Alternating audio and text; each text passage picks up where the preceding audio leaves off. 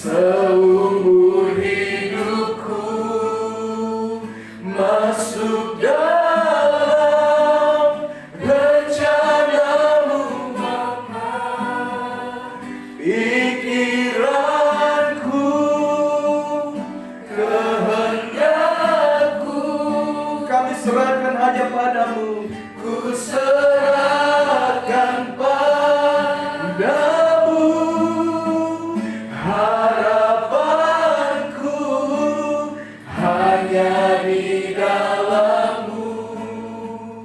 Ku kan teguh bersama-Mu Tuhan.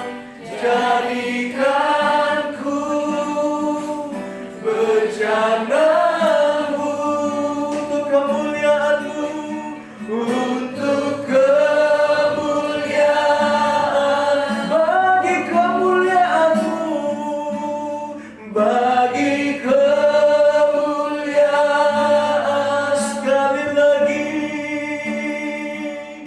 bagi kemuliaan-Mu. Setelah kami memuji dan menyembah Tuhan, setelah kami meninggikan nama Tuhan, tiba saatnya pada siang ini kami mau merenungkan kebenaran firman Tuhan. Kami percaya kami dapat mengenal Allah secara pribadi melalui pembacaan dan perenungan akan kebenaran firman-Mu. Kami percaya Tuhan, hidup kami tetap ada di dalam Kristus ketika kami terus membaca dan merenungkan kebenaran firman-Mu. Pertemuan kami fokuskan hanya untuk merenungkan kebenaran firman-Mu, sebab ini adalah inti dari sebuah ibadah, yaitu di mana ada firman Tuhan diberitakan, ada firman Tuhan diperdengarkan, dan kami percaya kami akan pulang tidak seperti kami datang dengan kekosongan, kami pulang membawa berkat dari kebenaran firman Tuhan di dalam nama Yesus. Haleluya. Mari setiap kita berkata amin. Mari silakan duduk. Oke. Selamat Natal dan Tahun Baru. Shalom. Amin. Apa kabarnya? Luar biasa ya. Ini ibadah yang keberapa sudah ini? Yang pertama untuk 2024 atau yang keberapa? Ya? Yang pertama. Oke. Ya, saya melihat masih ada wajah-wajah yang ceria karena ada yang baru dari kampung, iya kan? Ada yang baru pulang dari Tentena, ketemu papa tercinta, ya? Iya kan, ada yang pulang ke Toraja. Kok mati? Cek. Oh terlalu besar kan? Iya, oke.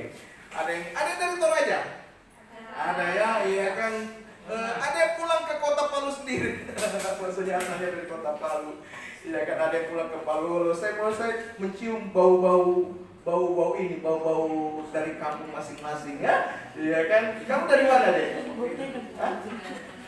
Oh tidak kemana-mana, hanya di sini saja. Oh kamu cinta untat ya berarti ya. Hanya di sini saja. Oke, puji Tuhan. Mari kita buka Alkitab kita. Sudah di-on-kan ya kamera saya? Ya, aman ya?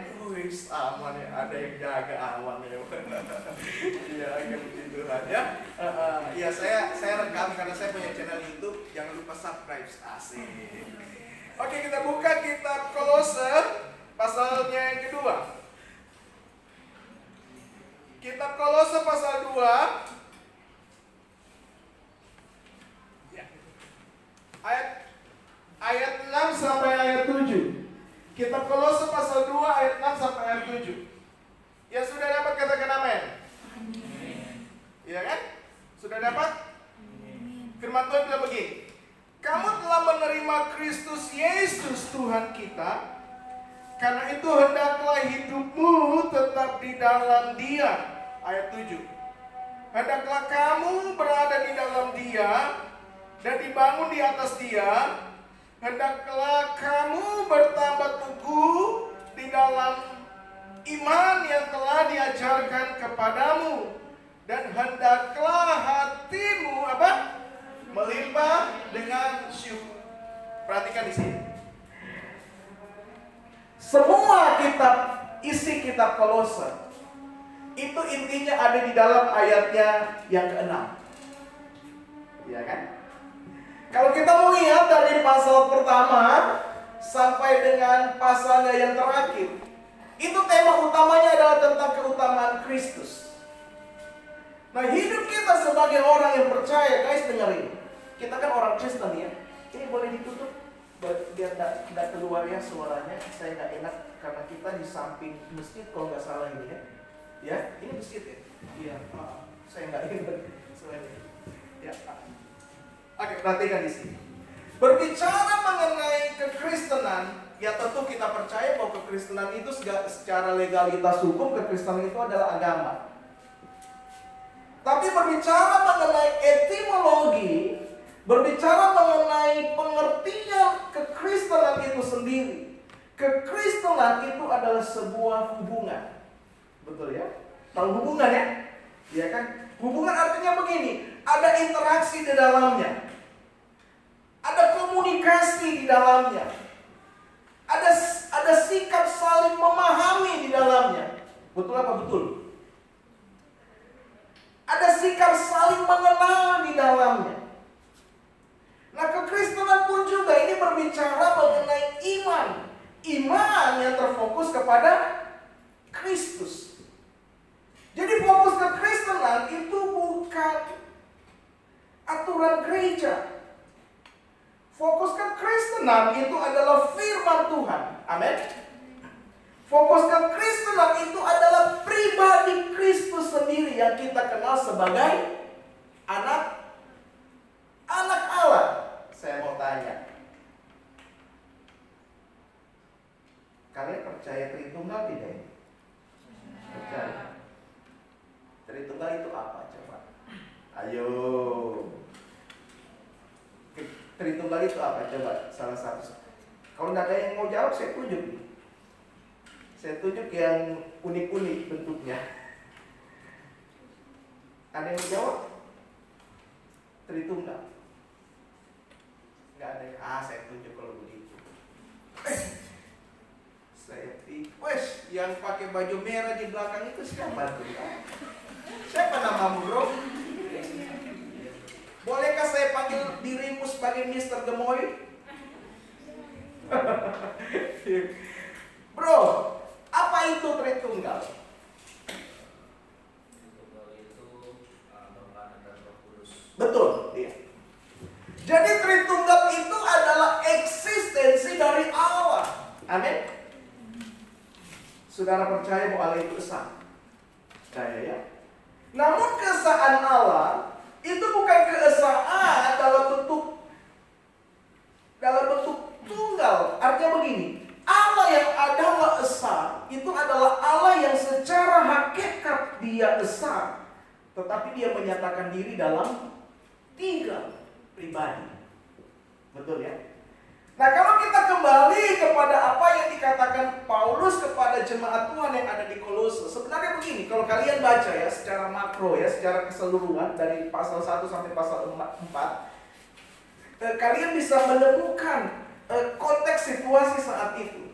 Jadi Paulus itu bukan berada di Kolose. Paulus itu cuma dengar berita tuh, ya kan, bahwa jemaat Tuhan yang ada di Kolose lagi diobang-ambingkan imannya dengan rupa-rupa pengajaran yang tidak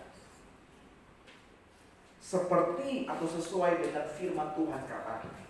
Iya kan? Coba lihat di dalam ayatnya yang berikutnya, di ayat 9 tuh, ayat 8. Firman Tuhan bilang apa di sana? Hati-hatilah supaya jangan ada yang menawan kamu dengan apa? Filsafat kosong. Jadi Paulus itu lagi menasehati jemaat Tuhan yang ada di Kolose supaya mereka tetap tinggal di dalam Kristus. Nah, tema kita saat ini adalah kehidupan dalam Kristus. Awalnya saya dikasih tema Life in Christ. Menurut saya kurang cocok kata life. Karena di dalam terjemahan bahasa Inggris, baik itu NIV, baik itu New King James Version, dan New American Standard Bible. Kalau saya pribadi, saya lebih senang pakai New American Standard Bible. Karena sama persis dengan gramatikal bahasa Yunani-nya. Saya senang pakai itu. Nah, di sana dibilangin ayat ini. Yang tahu Inggris jangan ketawain ya. Dia bilang begini.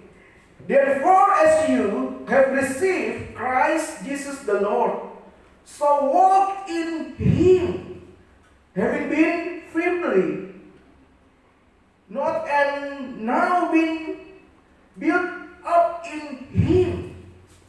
Boleh buka di itu di apa? Ada aplikasi Bible nggak di sini? Nggak punya. Oke.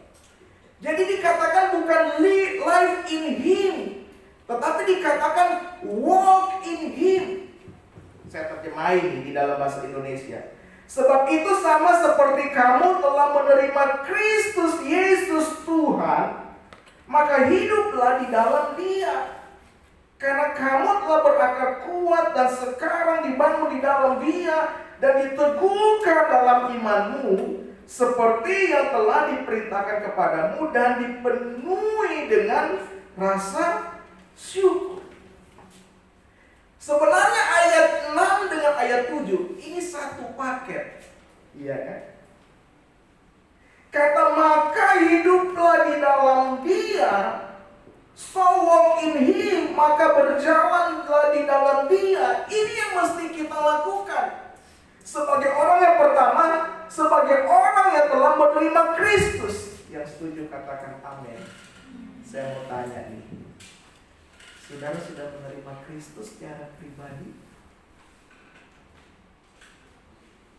Halo? Kata menerima itu pasti ada pertimbangannya. Ini contohnya ya kan, pasti ada yang sudah pernah ini ya, saya kasih contoh dalam perkuliahan saja lah. Sebelum masuk ada yang semester 1 di sini. Coba angkat tangan. Nggak ada ya? Oh iya ini genap ya, ini Januari saya lupa. Iya. Saya lupa. Coba ingat-ingat tuh waktu daftar pertama kali. Yang semester 2 bisa angkat tangan? Iya kan? Waktu daftar tuh, ya kan, pasti ada kualifikasi, betul? Ada berkas dokumen yang mesti dipenuhi. Bukan hanya sampai situ saja. Kalau secara dokumen, oke, ini bagus nih, ya kan, memenuhi syarat. Ya paling tidak lulusan IPA, gitu ya kan, masuk kedokteran harus IPA ya, SMA mesti IPA ya. Ada yang lulusan IPS masuk kedokteran? Nggak ada lah ya. Ya saya tahu lulusan IPA. Itu mesti dipenuhi sebelum diterima menjadi status seorang mahasiswa. Bukan hanya sampai di situ, tapi harus di apa? Dites, diinterview. Ada yang melalui proses wawancara? Ada? Oh nggak ada. Tes, melalui tes tertulis. Melalui tes, iya kan? Saya waktu masuk teologi, baik itu S1, S2, tetap harus ada wawancara. Ditanya, sudah dipenuhi Roh Kudus belum? Sudah menerima Kristus secara pribadi belum? Bagaimana saat teduhnya? Itu ditanya. Kalau tidak memenuhi kualifikasi, maka tidak diterima. Nah demikian pula juga kita dengan Kristus. Amin. Ada proses tuh untuk sebelum kita menerima Dia secara pribadi. Nah ketika kita menyatakan diri menjadi orang yang sudah menerima Kristus secara pribadi, kita harus hidup di dalam Dia. Itu yang dikata walk in Him. Jadi bukan hanya sekedar hidup, ya kan? Hidup, tetapi ada sesuatu yang dilakukan, karena katanya bukan life tetapi walk. Walk dalam bahasa Indonesia apa itu? Berjalan, melangkah, berpindah dari satu tempat ke tempat yang lain. Artinya tidak statis, tetapi ada sesuatu yang mesti dikerjakan. Yang setuju katakan amin. Amin, amin, amin, amin.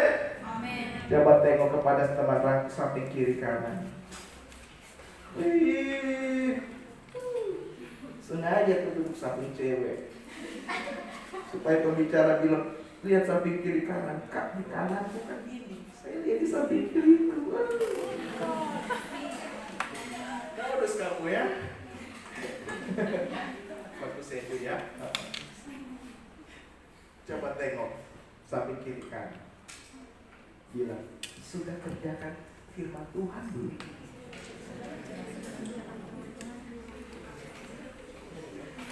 Guys, saya sering bilang begini kalau saya khotbah. Kekristenan itu bukan hanya sekedar percaya, dan terima anugerah. Ya memang waktu pertama kita memutuskan untuk kita menjadi orang yang percaya, kita terima Kristus, ya kita otomatis terima anugerah keselamatan.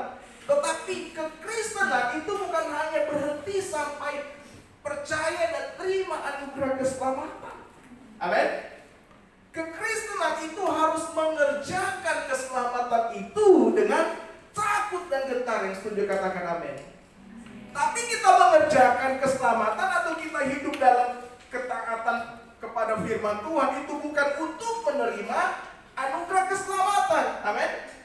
Tapi karena kita sudah diselamatkan melalui iman kita terima kasih karunia itu yang dikatakan kitab Efesus pasal 2. Kita terima keselamatan itu dan kita kerjakan itu melalui apa? Melakukan kebenaran firman Tuhan. Jadi kita melangkah di dalam Kristus karena pertama karena kita sudah menerima Kristus secara pribadi, dan yang kedua karena kita sudah berakar kuat dan dibangun di dalam Dia dan diteguhkan di dalam iman kita. Amin. Jadi Paulus tuh bilang begini kepada jemaat di Kolose. Yang pertama, jemaat Tuhan, ini harapan Paulus nih ya. Ini harapan setiap hamba-hamba Tuhan. Ini harapan Tuhan pun juga Bapa kita kepada kita. Amin. Siapa yang percaya bahwa kita ini adalah anak Allah? Anak-anak Allah. Coba tengok samping kiri kanan lagi. Bilang, jelek-jelek begini anak-anak Allah.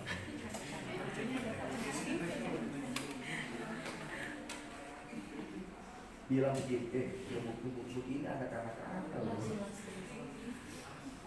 Amin. Kak ini main fisik terus. Coba sadar. Ya kan? Jadi kita ini yang adalah anak-anak Allah, yang Tuhan harapkan adalah begini, kita hidup dan berjalan di dalam Tuhan dan tidak menyimpang ke kanan atau ke kiri. Jalan lurus terus. Tegak lurus. Iya kan?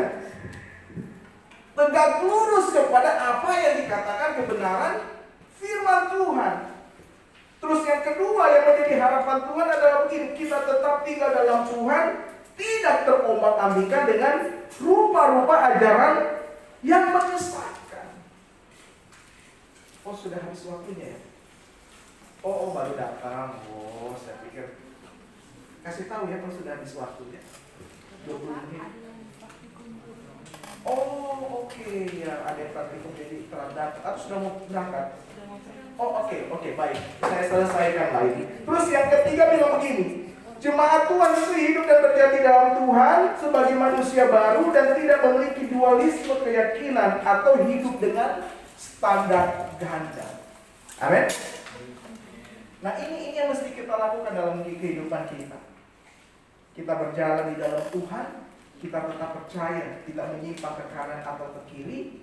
Kita tidak memiliki standar ganda di dalam hidup kita. Kita tidak memiliki dualisme keyakinan. Kita percaya Kristus, tetapi di sisi lain pun juga kita masih percaya kepada adat istiadat.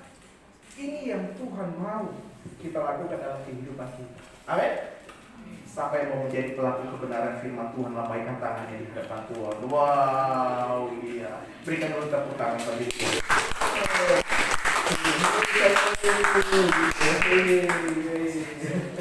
Oke, baik, kita berdoa. Ya, doa dulu ya sebelum.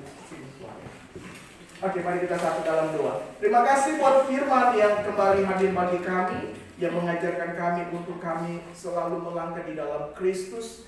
Kami tidak menyimpang ke kanan atau ke kiri. Kami tidak memiliki dualisme keyakinan. Kami tetap tegak lurus percaya bahwa Yesus Kristus adalah Tuhan dan Juru Selamat dalam kehidupan kami.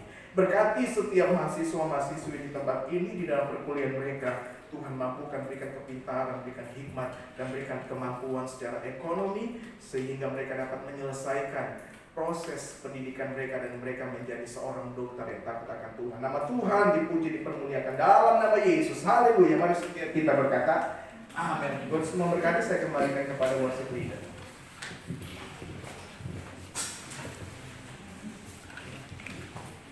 Diucapkan